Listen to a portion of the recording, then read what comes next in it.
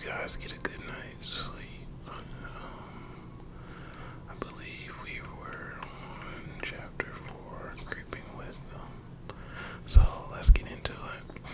A month passed since Kay went to live with the SSS.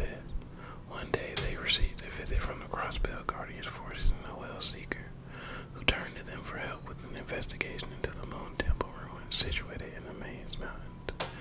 Afterwards, they learned that one of Maine's miners, Gans, left the Gamble in Crossbell City weeks, but not Gans left the Gamble in Crossbell City weeks ago but never returned. Parting ways with Noel, the SSS found Gans at one of the entertainment district's hotels. He'd been on an uncharacteristic lucky streak and belligerently refused to return to the village. In the days that followed, the SSS heard reports of people going missing throughout the city and of unnaturally strong Ravage members attacking Hayway's office. Gans had finally met his match in the form of Ledger Arundel, a quirky Erebonian in Crossbell on vacation. After Gans had a mental breakdown, the SSS found mysterious blue pills in his possession. Between Gans's uncanny gambling luck and the superhuman strength allegedly displayed by the Mafia, they began making connections between mysterious drugs and the strange incidents occurring. The First Division was under pressure from top brass to not investigate the incidents, so its ace detective, Alex Dudley, instead entrusted the SSS to follow up on the bills. They did so by handing them over to Dr. Gunter for analysis, but not before hearing an unsettling story. The effects were allegedly similar to a drug known as Gnosis, produced years ago by a cult named DG, a story which seemed to turn Tio pale. That night, Tio explained her traumatic past, how she was forced into the GD Colt's inhumane experiment before being rescued by Lloyd's brother, and that as a result she gained unnaturally sharp senses. The SSS received word that all of Ravage's members had disappeared as they waited for the results of the drugs analysis. Alongside Dudley, they took this opportunity to infiltrate the Mafia's base and investigate. Once in the Don's office, the SSS and Dudley found a shipping list for Gnosis, confirming that Ravage played a part in its latest distribution. Also hidden inside a chest in the bag was a stunning surprise. Guy Banning's CPD badge that had been missing since the time of his still unsolved murder. Alright, final Crossbell. Here goes the finale of Crossbell's longest day.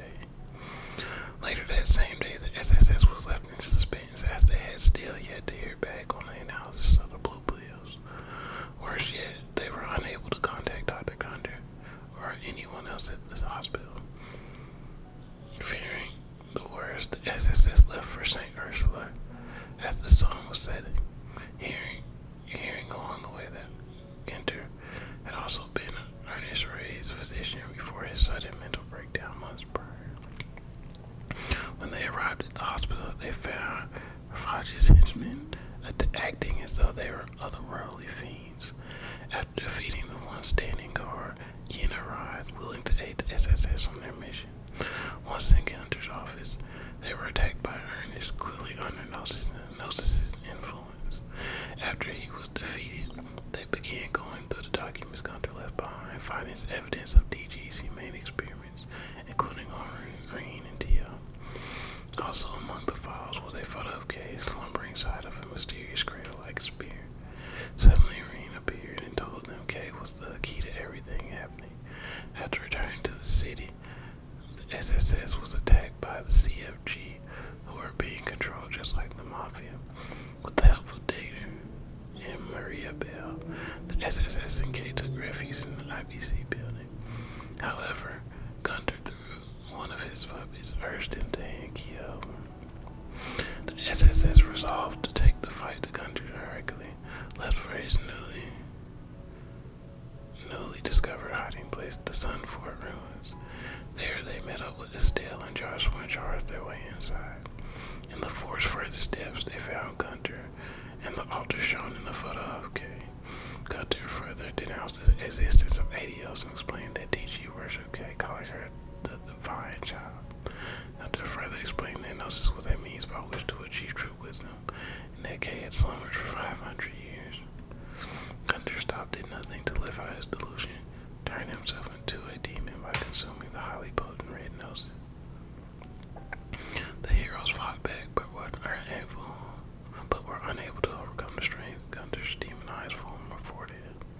Thanks to being rescued by Irene, the heroes found the opening they needed. Gunter was defeated, but his power was too much for even him to handle, causing him to disintegrate after the battle. Gunter, in his dying words, claimed that Gnosis allowed him to see the truth of the world and the inevitable fate coming for Crossbell. Alright, that was the end of Trails from Zero. I guess I kind of read that pretty fast, but I can slow down and start Trails to Azure. But we can begin with the prologue and then we'll see how far we get. Or maybe I'll end it at chapter 1, make this a short video. But prologue, Traces of D. The SSS went on hiatus in the months following the Ghost incident because by former DG co-highest priest Gunter, Ellie was traveling abroad with her grandfather. The Crossbell Diet's newest speaker. Tio briefly returned to Lehman for foundation work, and Randy was helping the CGF unit, once controlled by Gnosis, with its rehabilitation and training. Lloyd took the opportunity to train with the 1st Division, and at the end of his training, a joint operation was put together between the SSS 1st Division, CGF, and Bracer Guild. Its mission: find and capture Colt Zealot, Ernest Reyes, and his hostage, Hartman, the disgraced former speaker who left office after his connection to the cult was discovered. Lloyd, along with Noah Harris and Doolin, managed to corner Ernst in the cult's former lodge on the outskirts of Altair, Calvert, just across the border with Crossbell. Ernest explained he fled to the lodge to make use of the spirit veins that ran below it and achieve wisdom that eluded even Gunter. After demonizing Justice Ginter did, Ernest began showing similar signs of self-destruction, leading Lloyd to evoke Ellie and Speaker McDowell's names in the hope of bringing him back from the brink. Ernest managed to return to normal and following countries after a sudden appearance by the grass litter's Kevin Graham. Lloyd and company thanked Kevin for his assistance and parted ways in Altair. As Noel and Lloyd rode the train back home, they discussed the change Crossbell had gone through under the surface since the cult incident a few months prior.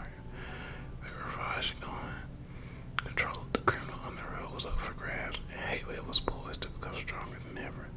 The new mayor of Crossbell, Dieter Croix, seemed to have high expectations of SSS in tackling the challenges to come. I don't know why my stomach always rumbles for some reason. Guess I'm hungry again.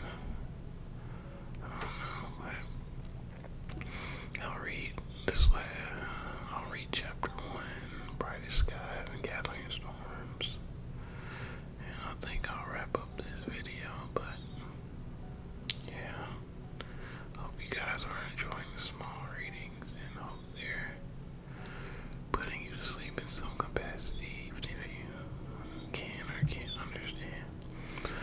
But chapter 1, The Brightest Skies, Gathering Storms. The following day, the SSS officially resumed activities with Lloyd, Ellie, who just returned, and its 2 newest members, Noel and Wazy. Better yet, the SSS now had an Oracle card to make use of thanks to Mayor Croix, which they tested out by picking Kay up from her Sunday school class. The new car model XD78, manufactured by Zay's Central Factory, would allow the SSS to respond to requests on the state's outskirts much more easily. But before handling one such request, Wazy was challenged to a duel by his old rival, Wald Wells, who was discontent with Wazy's decision to join the police and leave the downtown district. After Wazy's dispatch role, the 4 arrived in Maze to investigate a strange phenomenon occurring in an abandoned mine. As they began to investigate, a sudden blast trapped the SSS inside, leaving them no choice but to press further inside to look for a way out. Randy returned to save the team from a strange monster in the mine's depths. As the SSS drove home, a call from Dooley clarified what had consolation, Randy's former corpse. They had come to Crossville on business and told Randy that his father was killed in battle. What's more, he was expected to take his father's place and become the new god of war. Well, become the new war god. Randy was shaken up that his past had finally caught them, but the SSS did their best to look into the Red Constellation movement. Looming over Crossville was the West Sumerian Trade Conference, a historic gathering of continental leaders organized by Mayor Cruz. It marked a potential turning point in Crossville history regarding its relationships with Area Bonia and Calvert. Alright guys, I'll stop there and make this a brief video and continue with chapter 2. I kinda just wanted to show one wall art before I leave. I saw a pretty good one last time I was here, so let me go to artwork and I think it was in here. I'm not sure. Let's see. Maybe not. Movies. Has to be in artwork. Let's see. Memorable photograph. Let's see what this one now. Well, that is a group of the SSS, but I don't know. This is not what I want you guys to see. It won't let me back out. Okay, here's a good picture. There's Lloyd, Case in the middle. I believe that's Tio on the left, and that's Ellie, and the guy. I can't think of his name right now, even though we just talked about him. But he's supposed to take over his father's place.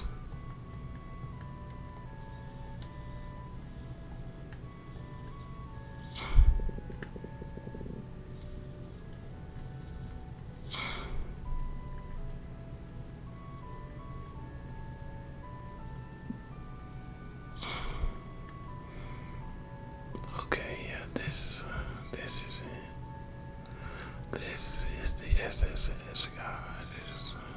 This is nice artwork, you know. Just wanted to show this